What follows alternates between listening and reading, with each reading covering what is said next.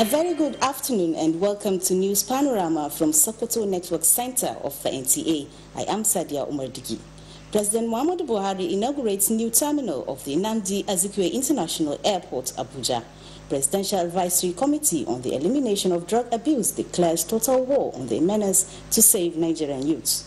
Medical and health personnel challenged to be more responsive to their official duty to come out with accurate data for future reference. These and more when we return.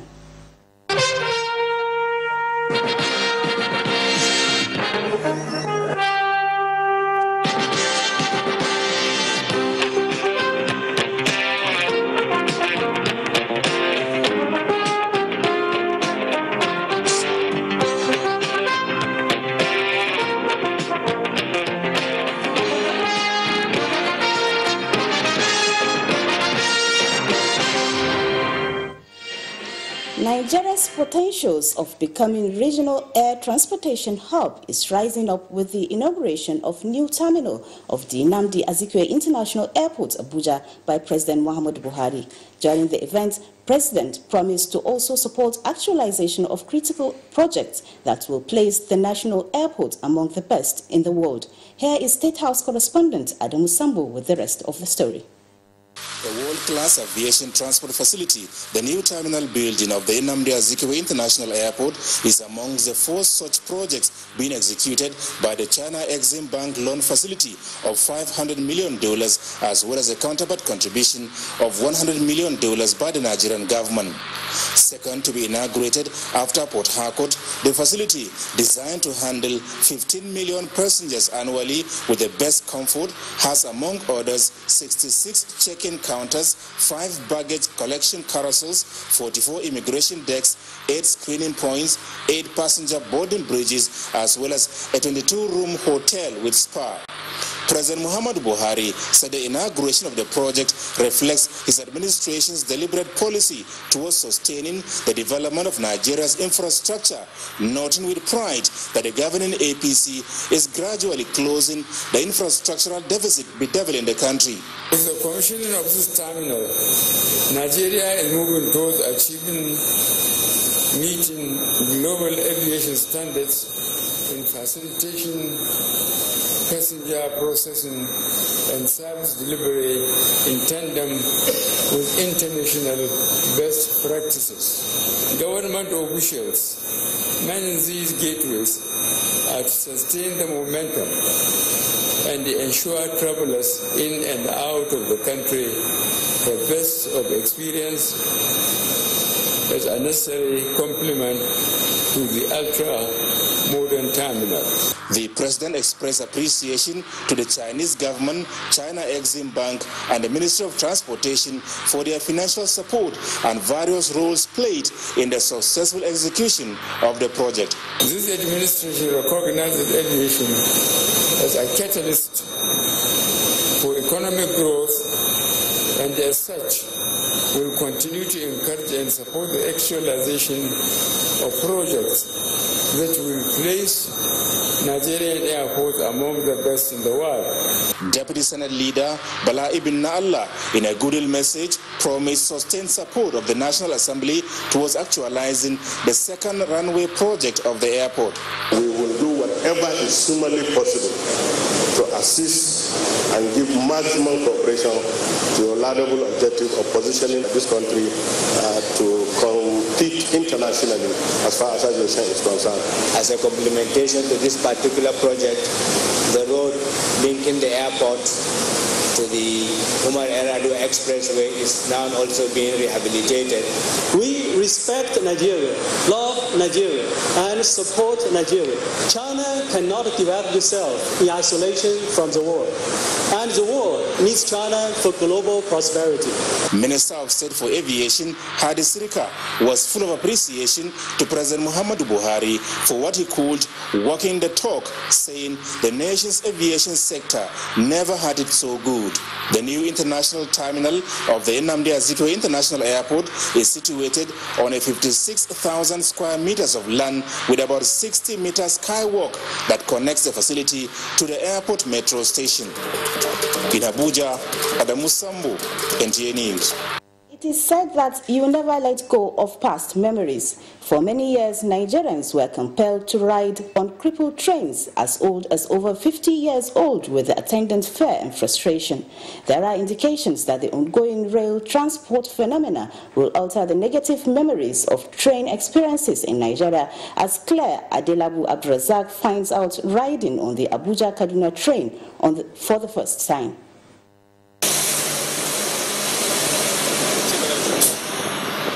Train passengers from Kaduna disembark at the Idu Mega train station in Abuja on schedule at few minutes past 9 in the morning.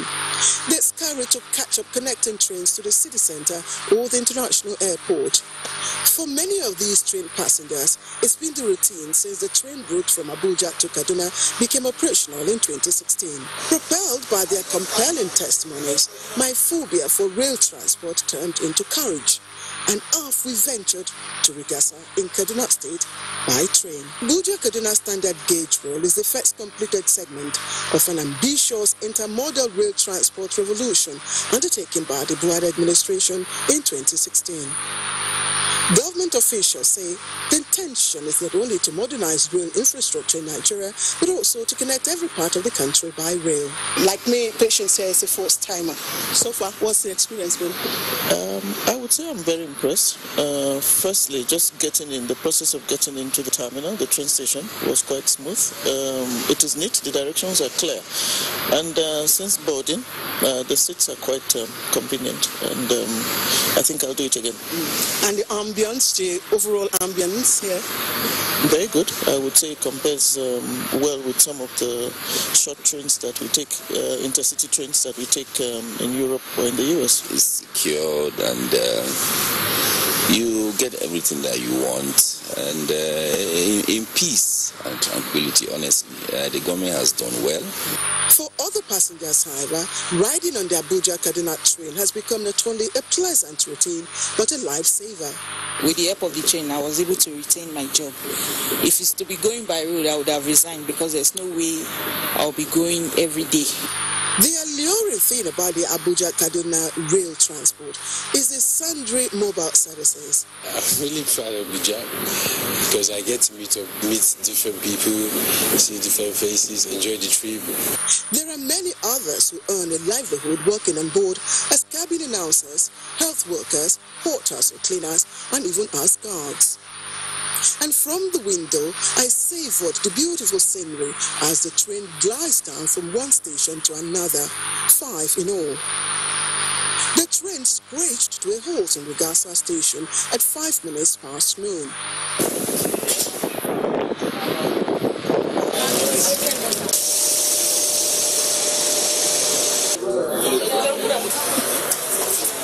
We are on the homeward bound to Abuja from Rigasa train station. Did I enjoy the ride? Quite pleasurable. But the most interesting thing about this return journey is that all 3 coaches, both the 2 first-class coaches and the second-class coaches, are filled to capacity. So far, official record estimates that the Abuja-Kaduna train route accounts for over 1.5 million passengers since operation started in 2016. A train station is equally a critical part of rail transport infrastructure. In the past, public perception of train stations in Nigeria is rarely positive. The Idu railway station is, however, designed to combat these feelings. The concept of this station has the disabled in mind.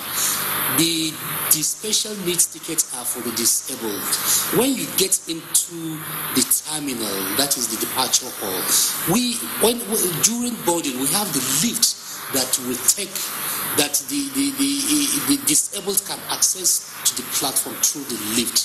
Very soon the escalator will come on board. The Idu Mega train station combines aesthetics and retrofitting that makes rail transport both pleasurable and environmentally meaningful. As it is turning out, train travel has become a thrill for many Nigerians like me. Connecting services are provided by the Abuja Metro Rail Service. Beyond the allure of the Abuja-Kaduna rail transport, the job opportunities and the spillover economic gains made so far from the rail transport modernization project are only a tip of the expected heritage. for millions of Nigerians. In Abuja, Claire Adilabo Abdurazak, NTA News. The Presidential Advisory Committee on the Elimination of Drug Abuse has declared total war on the menace to save Nigerian youths. The chairman of the committee, Buba Marwa, said this at an interactive forum with journalists in Abuja. Ahmad Ondas Ahmad now reports. The issue of drug abuse by youths ranging from intake of unprescribed drugs to taking of overdose drugs such as tramadol, codeine to hard drugs like cocaine and marijuana, among others, especially in the northern part of the country, where an estimated 3 million bottles of codeine is consumed daily, has become a serious concern to both the government and other relevant stakeholders. It's against this backdrop that a Presidential Advisory Committee was inaugurated by President Muhammadu Buhari earlier this month to address the menace. On the new strategies to combat the menace, the committee is preferring step-by-step approach by blocking all supply channels. Our purpose is to bring out strategies urgently that would also be sustainable to eliminate this unfortunate situation that we are faced with, and that is drug abuse.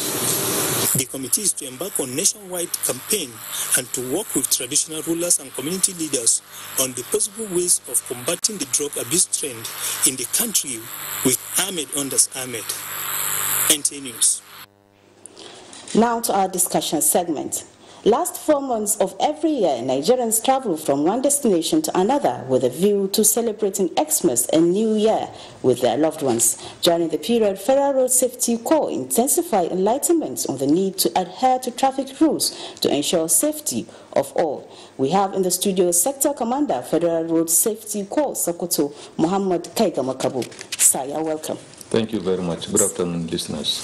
Sir, what is the last 4 months of every year is marked as Ember Month. Why is that? The last month of every month is marked as Ember Month because it is anticipated that vehicular movement will increase. Vehicular movement will increase because the citizens of the country tend to move to celebrate Christmas and New Year with their loved ones. So it is expected that because of their movement from point A to point B, there will be high vehicular movement. That is the reason why it is termed as Amber months, because the month now starts from September, October, November, December, last 4 months of the year. And this is something that is ritual, because whenever it is time for September, Federal Road Safety Corps start preparing in earnest, because they anticipate that volume of movement on the road will definitely increase. So, sir, what is associated with the period that drew the attention of the Federal Road Safety? It is road traffic crashes. That is what is associated with the period, because it is expected that as far as the vehicular movement increase, definitely all sorts of violations will also be there. Overspeedings, overloading, dangerous driving, use of phone while driving, among others, by especially commercial drivers, not only commercial drivers, but by all road users. It is on this respect that Federal Safety Corps deem it fit to ensure that they prepare adequately, to ensure that all measures are put in place in order to minimize road traffic crashes. So, sir, some drivers still engage in negative practices despite the efforts of the FRSC. What are you doing on that regard? Before this time, as it starts in September, we'll go into intensive campaigns. Intensive campaigns in the sense that we start preparing as early as possible. From that September, people are deployed, directives are sent, and all over the country, people are sent to the markets, parks, churches, and mosques, schools, and all public places to ensure that all road users are sensitized. They are supposed to be sensitized on the safest way of using our roads. And that way of sensitization is to ensure that at least the people have attitudinal change. All road users, not only drivers, because this time we are not focusing on the drivers alone. We are also focusing on the passengers who are carried by the drivers. Actually, their own participation is very, very important, because it is expected that if your driver is trying to maximize profit and he's trying to be reckless, you, the passenger who is being conveyed, should actually talk you speak out and ensure that you didn't allow your life to be wasted unnecessarily. That is why we start the campaign early, and it will culminate in December up to January, when other people are also returning back. So this is a continuous process, and it is a yearly ritual by FRSC. After the flag of Ember Monster, what is expected from drivers and other stakeholders? It is expected that drivers and all other stakeholders should have attitudinal change, because the essence of our campaign is to ensure that people change their attitude towards road use in general. Road use is very, very important, and people should obey the simple nitty-gritties of using the road. Do not make fun while driving. Do not overspeed. Do not overtake dangerously. Do not use, always fasten your seatbelt, among others. These are things that we expect everybody to abide by, because this one we are doing not to punish anybody, but rather to tell people that it is very, very important. You, the road users, are so much important to road safety. You are important to us. We want you to travel safely from point A to point B without being involved in any road traffic crashes. The aim is to ensure that road traffic crashes are minimized. We don't want a situation whereby they will call us to go for rescue. Rescue, when it comes, is something that the deed has already happened. And we want to ensure that people take to what we are telling them to ensure that at least road traffic crashes are minimized to the barest minimum. Christmas and New Year are around the corner. Actually, what are you doing to ensure protection of lives and property in the state? As Christmas and New Year approaches, road safety has rolled out a lot of modalities. To start with, nationwide, the FRSC headquarters has formed what we call Operation Zero Tolerance. It has started from 19th of this month. 19th of this month, we have moved out people in the headquarters, people in the zonal offices. Traffic cams are also created, help areas are also created, just to ensure that our people are there on the road to control traffic as the first measure, because it is to do with the traffic management first. We manage the traffic to ensure that gridlock areas are being made easy for people to pass. That is why in some locations you find road safety personnel lining up the road to ensure that where there are construction sites, people are not delayed there unnecessarily. The essence is to ensure that people enjoy their journey from point A to point B. Where there are construction sites, it is expected that definitely high vehicular movement will be there, but measures are put in place to ensure that at least the suffering is minimized to the barest minimum, and the delays are also contained with. For that reason, camps are established nationwide, and those camps are to do with the traffic controls, especially along the busy highways: Abuja, Lokoja, Ibadan, Lagos, Ore, all those Onisha expressways. Those are places where we expect traffic gridlocks. For that reason, FRSC National Headquarters has mapped out strategies to ensure that journeys in those areas are made without much difficulties. So, sir, as you said, overloading and overspeeding are among the dangerous acts by drivers. Actually. And despite appeals, and the trend continues. What is your take on this? I want to inform us that overloading, overspeeding is actually dangerous. And actually, as for overloading, the FRSC headquarters have come out with the modality of ensuring that speed limiters or speed governors are installed on all commercial vehicles. The idea is to ensure that no commercial vehicle operator is allowed or permitted to overspeed. The speed governors are very, very important, because come what may, if it is fixed on a vehicle, if it is installed and programmed, it will be very, very difficult for the driver to overspeed. Once the speed limit is reached, the vehicle will never move more than the programmed speed limit. So that means, come what may, whatever measures the driver put in place, he will never overspeed. And that one is necessary because it is noted that almost 60% of the crashes in the country is recorded because of overspeeding. Now, when we talk of overloading, overloading is another menace, because when vehicles are overloaded, a lot of things happen.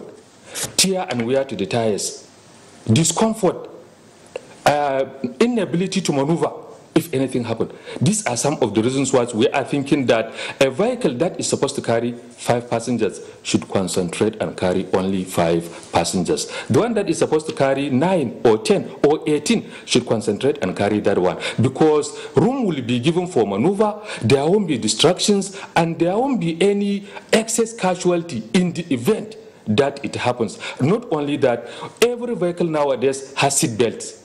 It is expected that if 5 people are inside a saloon car, every one of them should be able to wear his seatbelt. It is not now a matter of saying that I'm in the front seat, I am a driver or passenger. No, all occupants of vehicles should imbibe the habit of wearing seatbelt, because when they wear seatbelt, in the event there is any incidence of a crash, you find out that the impact on them will be minimized because of the restraint put in place by seatbelt. For that reason, we call on road users to ensure that all those measures that are put in the vehicle are for their own comfort, for their use, and for their own safety. They should not look at it as a punitive measure. Unfortunately, you find out that despite the preachings we are doing in the mosques, in the churches, and in the marketplaces, and in the parks, people are taking it as if they are doing a favor to road safety. They will cite road safety personnel, they will wear their seatbelt. The moment they leave road safety, they wear about of road safety personnel, they will remove it. They are not doing anything good to themselves.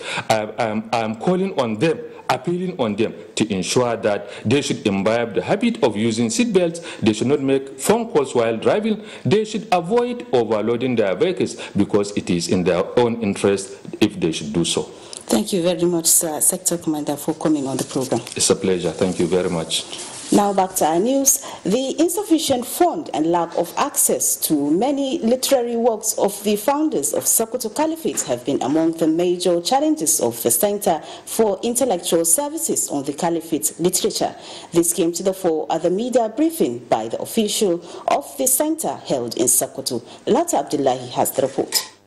Part of the responsibilities of the Center for Intellectual Services on the Sokoto Caliphate Literature, established 15 years ago, have been to identify the scholarly literature left by the founders of the Caliphate. The center engaged in the translation of such Arabic literature in Hausa and English languages, publish and distribute to further facilitate the dissemination and understanding of the literature by the Muslim generations.